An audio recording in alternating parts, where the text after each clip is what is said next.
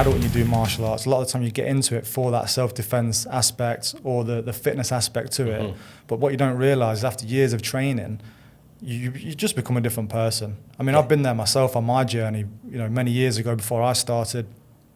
Never had confidence of winning fights. I mean, I was in fights at school, but when you actually stop someone and say, look, you're about to have a fight now, it's a totally different thing to all of a sudden you're fighting. Do you know what I mean? In the middle of it. Like when you say to someone, right, you're going to fight that guy over there. Yeah.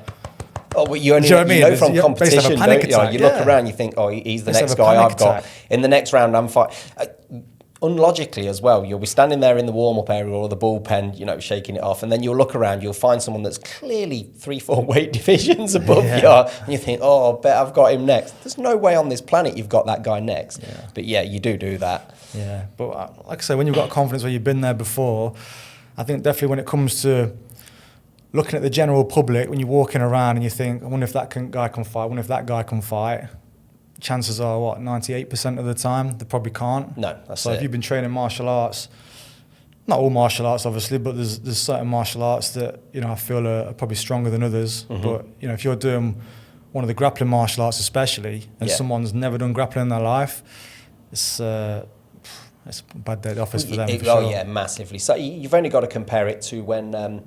we got the beginners classes now, so all the beginners can kind of stay together. But I dropped in on a beginners class about a month or so ago, didn't I, to help that lad out who was a bit shy. And all these guys, they do still look intimidating guys, don't they? But obviously they don't know that I'm a brown belt or anything. I'm just running around doing the warm-ups with them and everything like that. But then when it comes to like a bit of a spar, a bit of a play at the end, it is like playing with a child without trying to be offensive to them. It is like having a play around with a child because they don't know just the simple concepts of underhooks or hand fighting. And that is literally going to transpire to a street fight. You have got the danger of them carrying weapons and all the rest of it, but you're better off knowing these martial arts and not needing them. Exactly. So that's one of the biggest things I tell the beginners is that you learn all this stuff. Obviously, you're not going to go out there getting into street fights with random crackheads that, like you say, could be carrying knives or anything like that.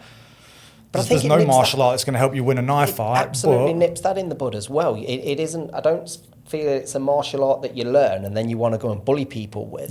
I'm not saying there is a martial art like that, but you do find a lot of boxers can be quite, meat-headed and stuff like that. But with this, I think it's so humbling. I mean, I probably started doing jiu-jitsu thinking I'm tougher than I am. Do you get what I mean? I walked in thinking I was a lot tougher than I am. And then after training it for, 8-9 years now, something like that, I don't believe I'm anywhere near as tough as I thought I was when I first walked in that gym because I've been humbled that many times by that many different people that my level's gone through the roof compared to when I walked into the gym. But not my confidence, but literally my awareness that it's like, actually, you don't know anything. That's been heightened. So. Yeah, it's a good point for sure. And that word you use as well, like the awareness of it as well. You get a lot of people that will gladly get, especially men we're talking about, will gladly get into fights thinking that they know how to fight, but they've never trained a day in their life. Have you had many of them conversations with people where they're like, look, the old I just see red? Oh, yeah. I mean, it's a pretty common meme, ain't it? You see about it. The amount of people that tell you, it's like, I've never trained, but I know I can look after myself. It's like, do you? Do you know? Yeah. You don't know until you've been in those positions. And that's where I'm saying the confidence comes from, whether you're a kid doing the kids class or an adult, doing a beginner's class or even the advanced classes.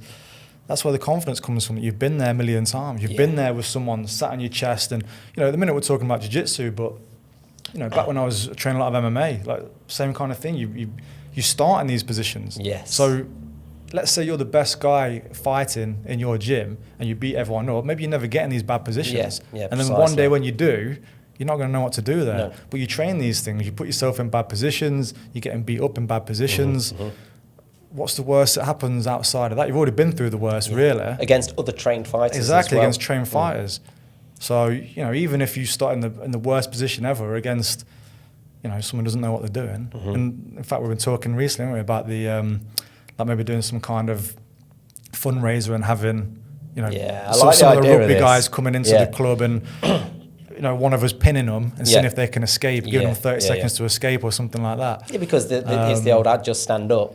Yeah. And it's like, look, Yeah, I tried to stand up. It doesn't work like that. It's not as easy as that. It's a horrible situation to be in when someone knows what they're doing. The thing is, when you're trained as well and you're underneath someone who knows what they're doing pinning you, the last thing you'll think about is just standing up. Mm-hmm. You're thinking about how do I get the shoulder out of my neck or out my eye socket. Do you know what I mean? How do I get the knee out of my stomach? You think about these horrible things that are going on. You also calculate more risks. I've found the more I learn or the more you show me and stuff like that, the more I feel in danger, because you pick up that technique and it's like, well, I better not put my arm there, or I better not do this because I know he knows this, or anything else like that. Yeah. So it is that Dunning-Kruger effect, isn't it? When the more you know, the more you realise you don't know. Yeah. So sometimes ignorance is bliss.